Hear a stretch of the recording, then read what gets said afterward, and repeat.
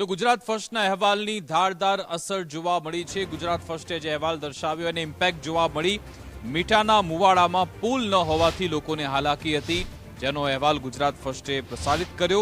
15 વર્ષથી આ ગ્રામજનો લાકડાના પુલના સહારે। અહેવાલ પ્રસારિત થતા તંત્ર દોડતું થયું। પંચાયતની ટીમે સ્થળ મુલાકાત લીધી। એન્જિનિયરોએ અહીંયા સર્વેની કામગીરી હવે શરૂ કરી છે। તો ગુજરાત ફર્સ્ટના અહેવાલની જોરદાર અસર જોવા મળી છે। મીઠાના મુવાડામાં તંત્ર દોડતું થયું। તાલુકા પંચાયતની ટીમે આ મુવાડાની મુલાકાત લીધી।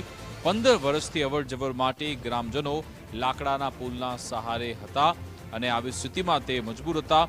ગુજરાત ફર્સ્ટે તેનો અહેવાલ દર્શાવ્યો અને હવે સ્થાનિક તંત્ર, એન્જિનિયર, ત્યાંના કર્મચારીઓ સ્થળ મુલાકાત લઈ રહ્યા છે અને સર્વેની કામગીરી હાથ ધરવામાં આવી છે। એટલે ગ્રામજનોની સમસ્યાનો હવે અંત આવી શકે છે।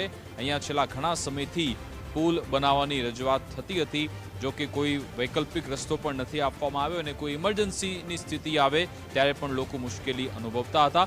આજ અંગે વધુ વિગત આપશે ફોન લાઈન પર કિશન રાઠોડ જોડાઈ ગયા છે। જી કિશન।